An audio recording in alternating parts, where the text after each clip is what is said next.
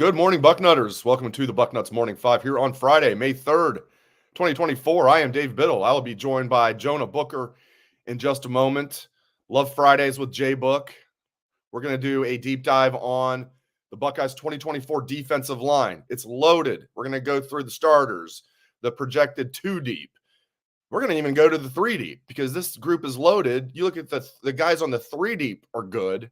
Like, I'd be perfectly fine if they were the 2 deep, but I like the 2 deep a lot too. So we're going to get into a deep dive on the defensive line. We're going to talk about all 5 quarterbacks sticking around. I think a lot of us might have lost some money there. I thought one guy would transfer. I was hoping one guy wouldn't transfer, but got to be honest, I thought one guy would transfer. So I'm thrilled all 5 are staying. Jonah and I are going to get into that. We're going to take some of your questions, and we're going to tell you about Omaha Steaks. These burgers are fantastic.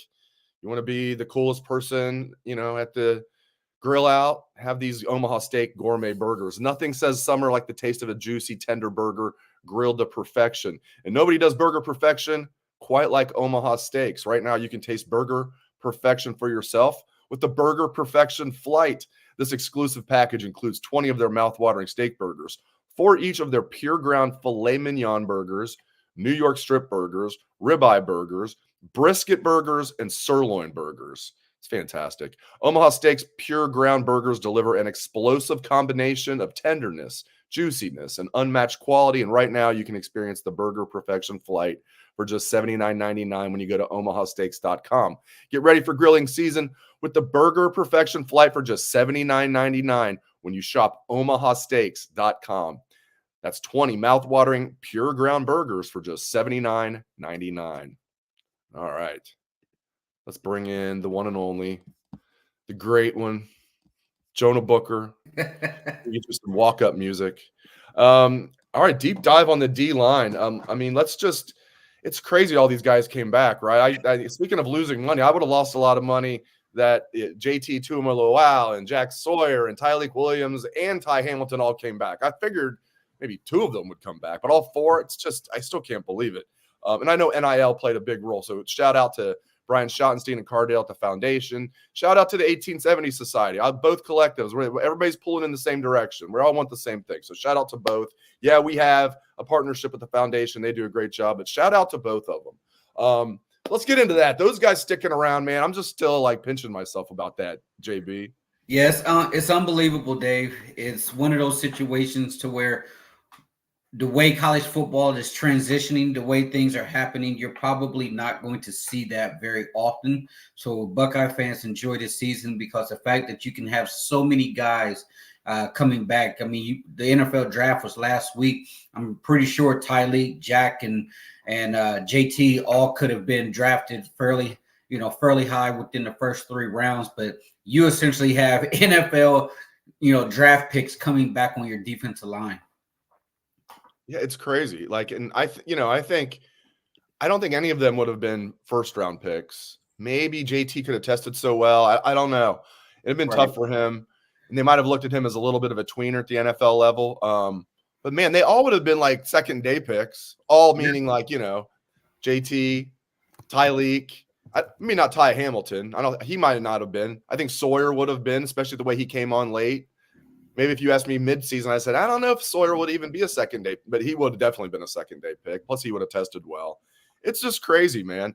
And I give Larry Johnson a lot of credit, too. Yeah, the NIL had to be right. And the one guy I think that was most on the fence was JT. I was told that was the one they had to really, JT's, and rightfully so. I don't blame them at all. JT's family came and it's we need to sweeten the pot here a little bit for him to come back NIL-wise, and they did. So that was the one that maybe they were closest to losing, but man, I give Larry Johnson a lot of credit here too. Yeah, and I remember, back when things were going down in January, Dave, you and I were in there talking about who's staying, who's going, just kind of giving our, rough estimate, our best guess. And I think both you and I both probably had JT headed to the NFL. We both knew that Mike Hall, with his situation with recently just having a kid, that he was for sure going to the NFL. But I think we both thought JT was going, Jack was staying, thought Tyleik was kind of on the fence there. But yeah, it swung. I mean, you get everybody back besides Mike Hall. Could you imagine what this defensive line would have been like if Mike Hall would have come back second round pick? But good for him going to the Browns. Browns is trying to load up on some Buckeyes there, so it's good to see him, staying in the state of Ohio. Yeah, that was a good pick by them. That was a good pick. Of course, my Bengals a few picks before they take a Michigan guy. I actually think Chris Jenkins was a good pick. I got to be honest, but I would have been very happy with Mike Hall. You and I were talking about that last Friday. Then you were texting me, making fun of me. That was so funny. I just laughed at it. I got to last Friday. Show you. What do you think about Mike Hall to your Bengals? I'm like, I would love that. They end up taking Chris Jenkins. Browns have loaded up on Buckeyes, like you said. They made a great pick there with Mike Hall.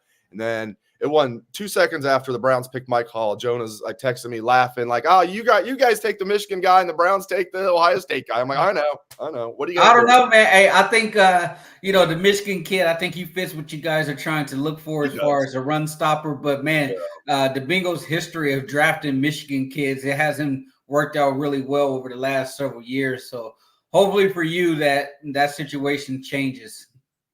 Yeah, they're already regretting that Dax Hill pick. Like now they're moving him to corner. They drafted him to be Jesse Bates's replacement at free safety. He was one of the worst safeties in the NFL last year.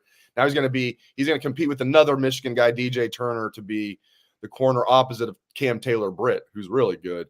And then, they've made bad picks. And I was wrong on that too. And I remember when the Bengals drafted Dax Hill, and you were saying on our show, you were like, "Man, I don't like it. I don't like that pick at all." And and then I was gassing you up. I was like, "I don't know, Dave. Man, he played really well for Michigan. Man, I was giving him the benefit of the doubt, and lo and behold, it really hasn't paid out for you guys."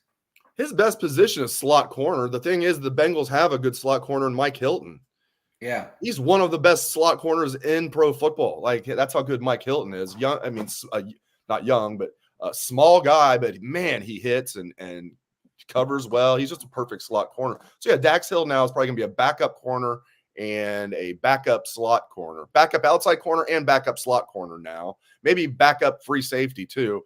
You don't take that guy in the first round. Anyway, let's get off of. I'm just gonna make myself mad and bore everybody at the same time talking about Dax Hill. All right, backups. This is where it gets crazy. And again, it's going to even when we get to third team, people that don't already know this are going to be like, "Damn, you guys are right. This is deep." Okay, so second team, the ends. I love that these guys are sticking around. Kenyatta Jackson. I don't think Caden Curry was ever thinking about going anywhere. Kenyatta Jackson, Caden Curry, backup defensive ends. That's just to say that's a luxury. Jay Book is an understatement of the century. And then we'll see the backup tackles. I think it's going to be Caden McDonald, and then a combination of Hero Kanu and Jason Moore at that 3 tech. I think it's going to those 3. I'm kind of penciling in 2 spots there, so to speak. So I have those 5 guys as the main backups, with Mitchell Melton, kind of that other defensive end that's going to play a lot. Yeah, are we sure that Edric Houston's not going to push Kenyatta Jackson, Dave? I mean, because there's been a lot of smoke and chatter out there that Kenyatta had just kind of a so-so spring, nothing that was, blow your mind type of spring. Like, the inconsistencies have been something that the coaching staff has been talking about, and the way that Edric Houston really started to come on strong at the spring, I wouldn't be surprised if he's pushing them. You probably haven't seen it yet, but you know what picture I used for the show today on YouTube and on Bucknuts? Well, it's not on Bucknuts yet, but it's on YouTube already. The picture with the show, the art, the slide, the thumbnail is Edric Houston and Larry Johnson. Yeah. So there we go. And I think Edric's going to find himself, on the field somehow. One thing that we definitely skipped over were the D tackles briefly with Ty Hamilton and Ty Lee. Credit to Tony Jerdeman. He pulled up the stat. Those were 2 incredibly productive defensive tackles. Tony tweeted out yesterday or 2 days ago, 91 tackles combined between Ty Lee and Ty Hamilton last year. That was the most for an OSU defensive tackle combination since Hankins and Garrett Goebel, who had 97 in 2012. So a lot of people don't talk about Ty Hamilton, the bobblehead. That's what Larry Johnson call him, because he fires off the ball with such velocity and strength that the opposing Big Ten center's head is constantly bobbing back. That's how violent he is. So having that type of production that you haven't seen since 2012 at your defensive tackle position, that's going to be critical because I think those guys are only going to get better. But that second unit, definitely agree. I think it's going to be Caden McDonald. They seem to really love him. Hero Canoe, he's starting to come on. I mean, you're talking about two other 300-plus guys. Larry raved about Jason Moore, saying that he's the perfect three technique. I mean, Jason Moore, 6'4", 6'5"?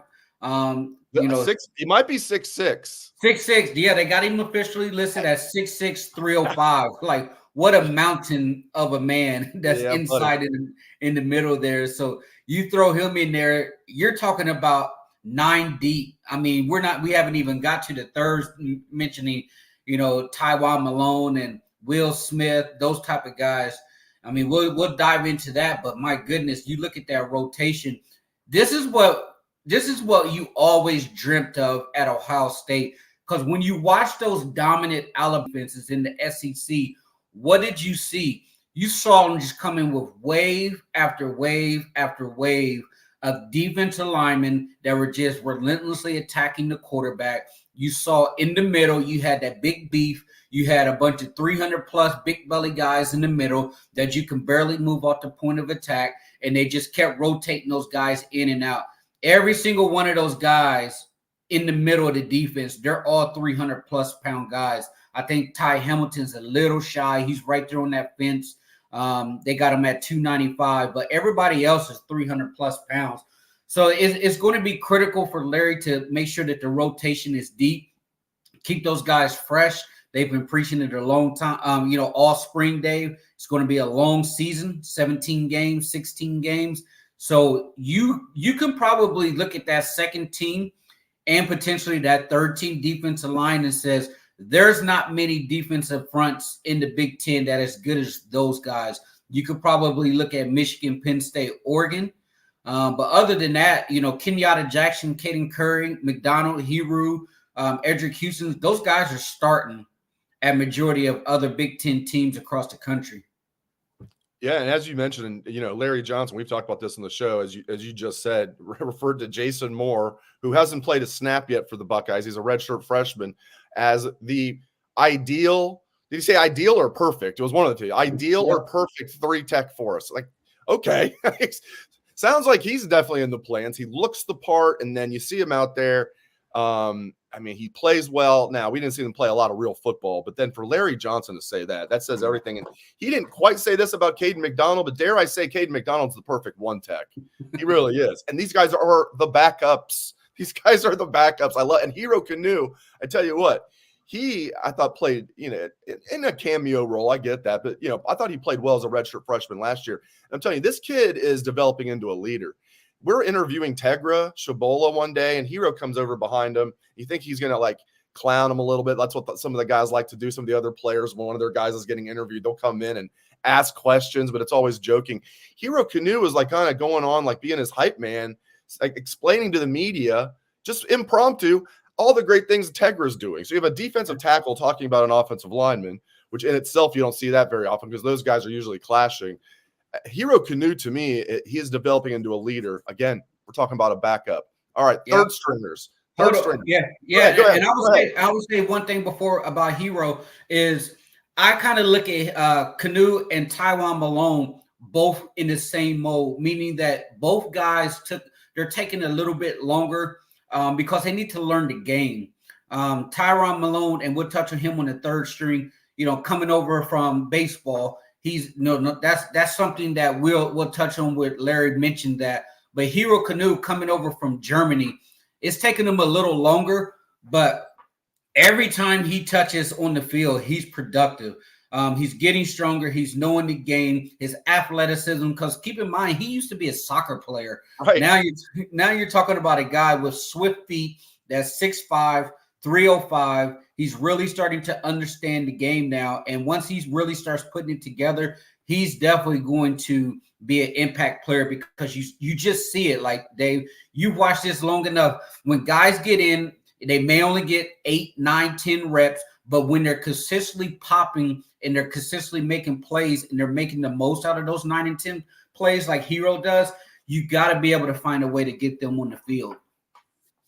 Yeah. It's like with Hero Canoe, I love like what you just said there with like the ceiling is so high because he only started playing football 6 or 7 years ago. And like, it reminds me with his soccer background, now he's a D tackle with those soccer feet, that's all. It reminds me of like in basketball when like there's a dude who like grows up playing point guard, and he's like 6 foot in high school, maybe 6'2", and then he has this big growth spurt. He's all of a sudden 6'8", but he's still got his point guard skills, and now he can post you up. I mean, Scottie Pippen was like that to go way back. He was a guy that had some crazy growth spurt in college, but still had his guard skills. Anyway, yeah, man. So, all right, third string, D tackle. Tywone Malone was a high 4-star recruit. I know, baseball and all that. Didn't play that much last year after transferring here. He's now a senior. He's penciled in as a third-team defensive tackle. Will Smith Jr. is another guy to keep an eye on there. I have him as a third-teamer, but he could end up being a second-teamer. Who knows? And then at defensive end, I guess whoever doesn't make the 2 deep there, whether it's hopefully it's not Kenyatta Jackson. Kenyatta Jackson needs to come into his own as a third-year player. Edric Houston could be the third team. Certainly Josh Mickens will be there on that third team. Again, man, that's a pretty damn good third-team defensive line. It's crazy. Yeah, I'm Josh Mickens is one that I'm a little skeptical about, Dave. I think he's a tweener. I think that he's a guy that they were initially recruiting him for the jack position, but they haven't necessarily utilized that position. He's built like a linebacker, but they got him down on the defensive line. Like he's 6'3", 233. That's incredibly light in the pants to be a defensive lineman. And especially when you're looking at, Arvell Reese, who's 6'4", 235, 240, and Sonny's right there like at 6'3", 235 as well. So he's the size of a linebacker. So I'm not sure how much we're going to see from that kid. But, going back to Tywone Malone, one thing that really stood out to me, Dave, was Larry Johnson talking about how far Tywone needed to go that first year when developing his fundamentals, because there was a lot of stuff that they needed to, kind of accelerate his learning on, because he wasn't getting all of the reps that he should have being a 2-sport athlete down at Ole Miss. But Larry did praise him and say, hey, he's been great. He's had a really good spring. Things are really catching on. Larry saw that he's going to be a depth piece there. So you got another, veteran guy, 6'4", 301, that's going to be able to get in the mix there. I don't think we're going to see a ton from Tywone Malone, but I think that he's a kid that if you need to call his number, he can go in there and get you, 9, 10 productive plays. And that's all they're asking. Like Tyleik Williams said, when it comes to those younger guys, when you go in there, we need you to go in there with your hair on fire, playing with a sense of urgency, because those starters, they don't want to play every snap. They want to be subbed out. Tyleik wants to be able to play, 50 snaps a game, give it his all, and then those younger guys go in there and start getting on the field and developing, because that's the biggest thing, Dave. They got to play. You got to be able to play those younger guys. Like Coach Day said, you can only develop if you're playing. So there should be zero excuse why we don't have a heavy rotation. But yeah, those younger guys, and then you start talking about the Eric Mensah, who's coming in, who was already in the spring out of Virginia that they signed, 6'3", 290 kid.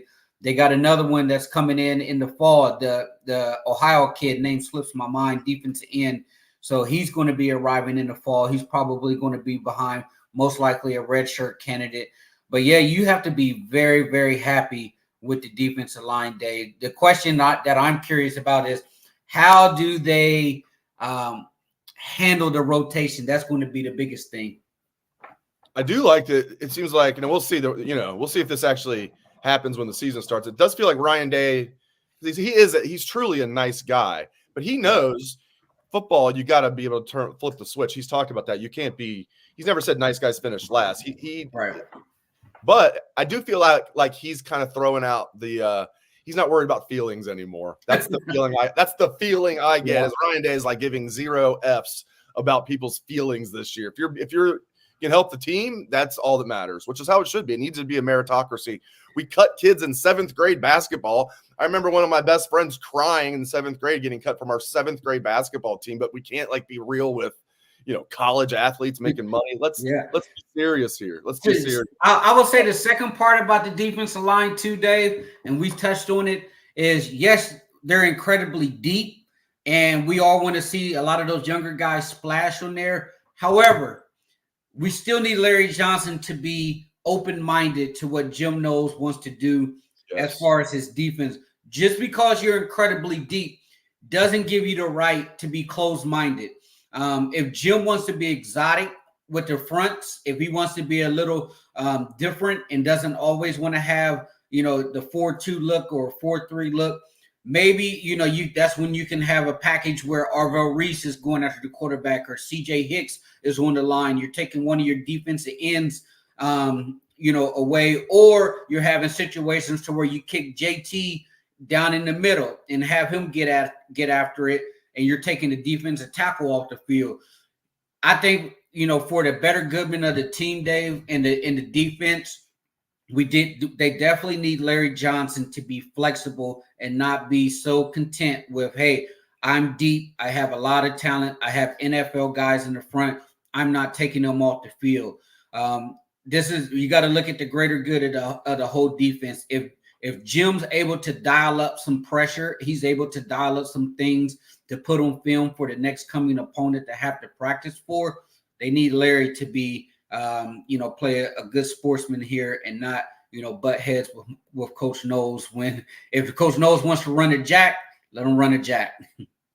Amen. Ryan Day calls him the head coach of the defense. I mean, and then if there's anybody else that needs to step in, the buck stops with Ryan Day. Ryan Day needs to step in and say, this is what we're doing. Now, Knowles has definitely Knowles is a nice guy too. I don't think he wanted to really, he respects Larry, didn't want to come in and step on toes, being like the new guy. But now Knowles is entering year 3. He's got to be able to do what he wants to do. And to your point, the defensive line during Larry's tenure has been pretty vanilla as far as you don't see a lot of stunts and twists and things like that. Like you don't see a lot of exotic fronts like you're talking about. So yeah, man, they got the talent now. Just be more exotic, empty the toolbox, baby.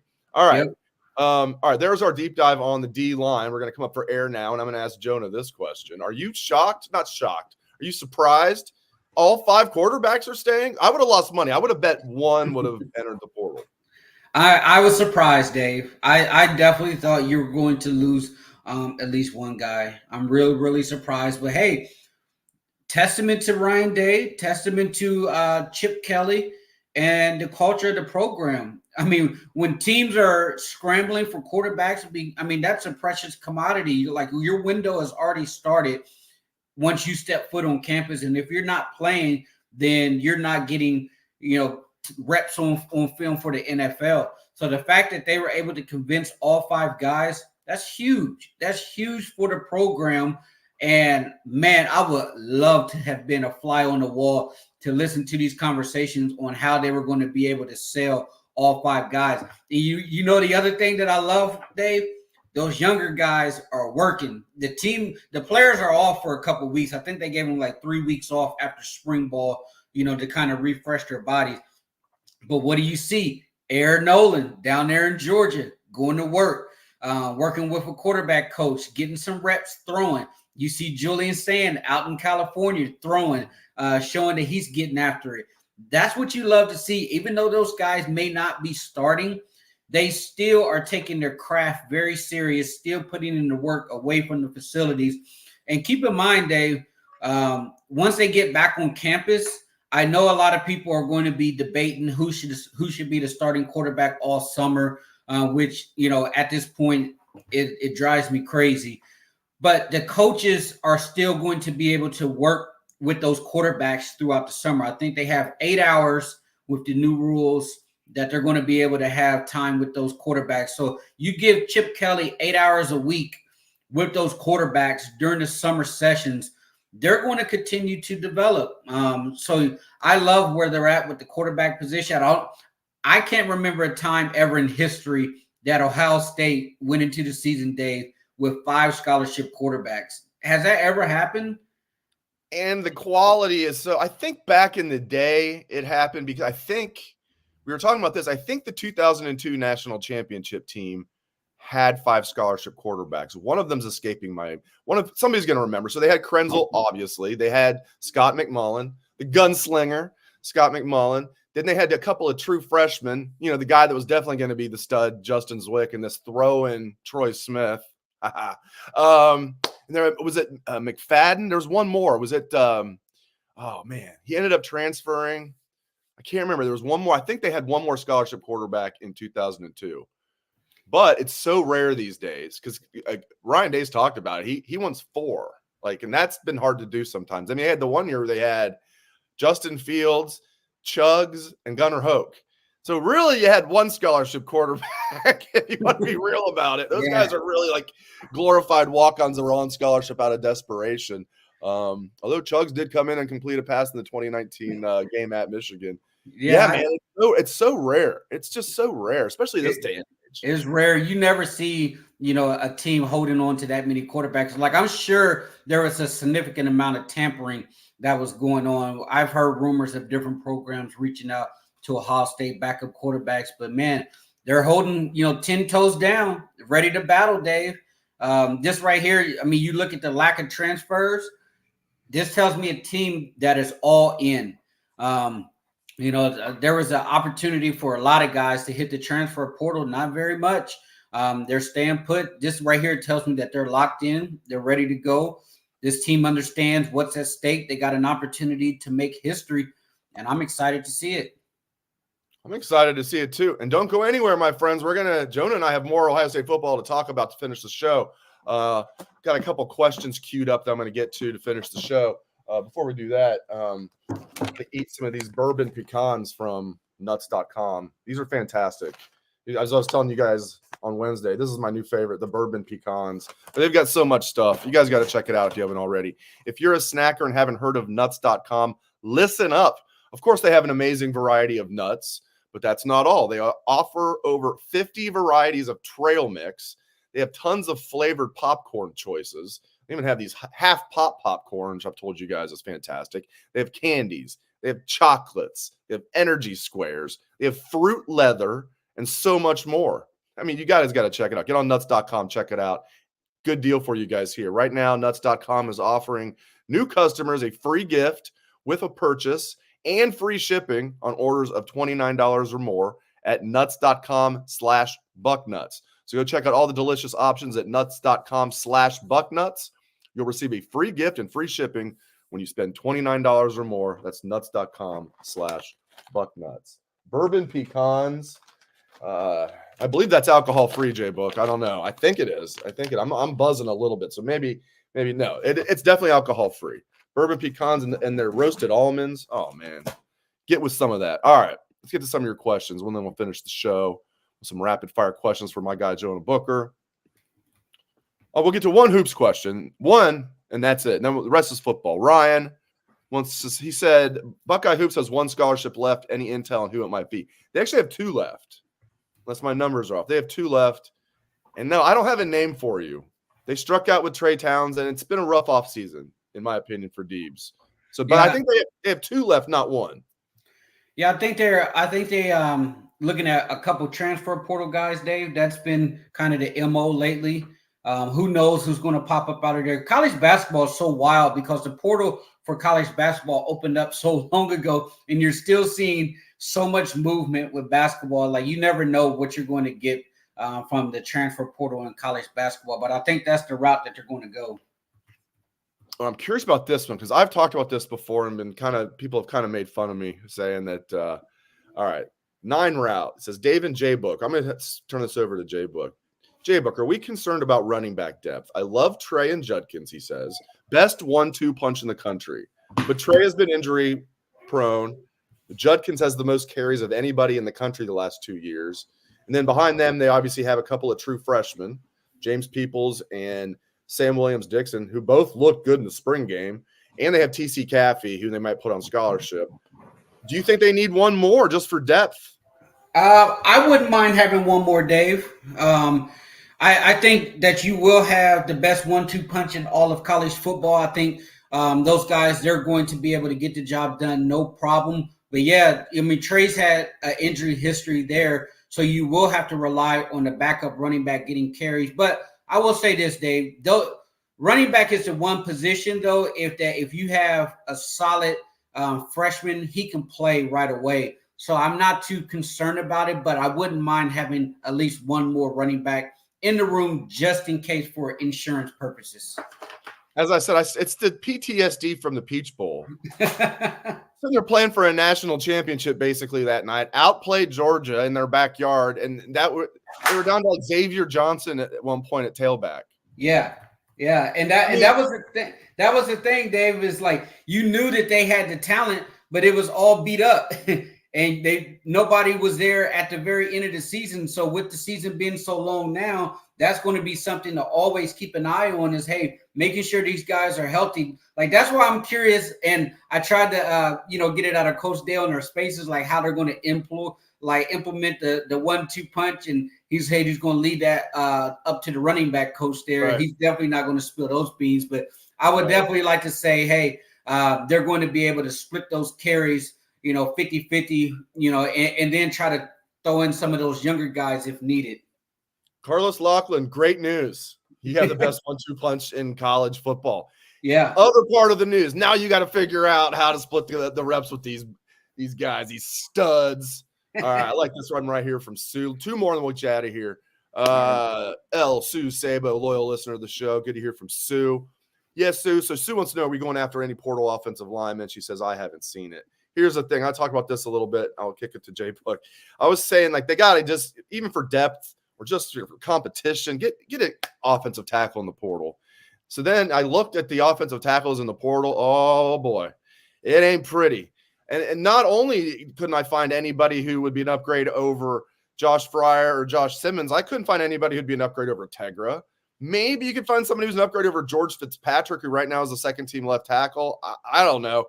I don't think they're going to land an offensive lineman in the portal because there's a lot of Drek in there, Jay Book. Am I right or wrong on that? What do you think?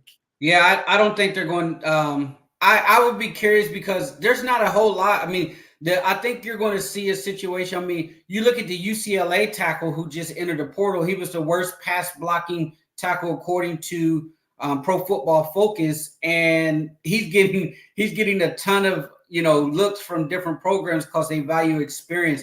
So I don't think so. I just think that it's going to be a slow season here. Not a lot of guys who they think are going to be able to. Not a lot of guys are going to be able to crack the Ohio State lineup. All right, last one. Mika, another loyal listener. Mika doesn't miss a show unless she's got like a medical emergency. I love it. I absolutely love it. I love it. All right. Mika asked, does G. Scott Jr. get used more at wide receiver since we're a little thin there? And she also says, I hope Thurman plays more. I don't think he's going to be used at wide receiver at all. He's now 243 pounds. He says he's 245, listed at 243, so splitting hairs. And they need him at tight end. I did a piece for the site yesterday talking about this. I like this tight end room. They don't have like star power, but they complement each other so well. Like G's the converted wide receiver who's right now the number one receiver. And then you got Kazmarek, who's like more traditional Ohio State tight end that can be used kind of as a sixth offensive lineman at times. You got like kind of the fullback type with Patrick Gerd. You got the guy with the astronomically high ceiling and Jelani Thurman, who I think the light came on as far as what the coaches want him to do work ethic wise during the offseason. And Bennett Christian coming off the suspension. He's another guy more in that traditional Ohio State tight end mold. So they complement each other well. They got some good depth. But no, Jay Book, what do you think? I don't think G. Scott's going to play any wide receiver this year. No, I don't think so. I think they're going to try to develop those guys. I mean, there's enough talent on a wide receiver. They may not be experienced, but there's enough talent there that you can work to try to get those guys on the field and get them developed. So I think that G's going to stay at the tight end position. And real quick, I'm going to do a solid for a great Buckeye who's doing a great thing.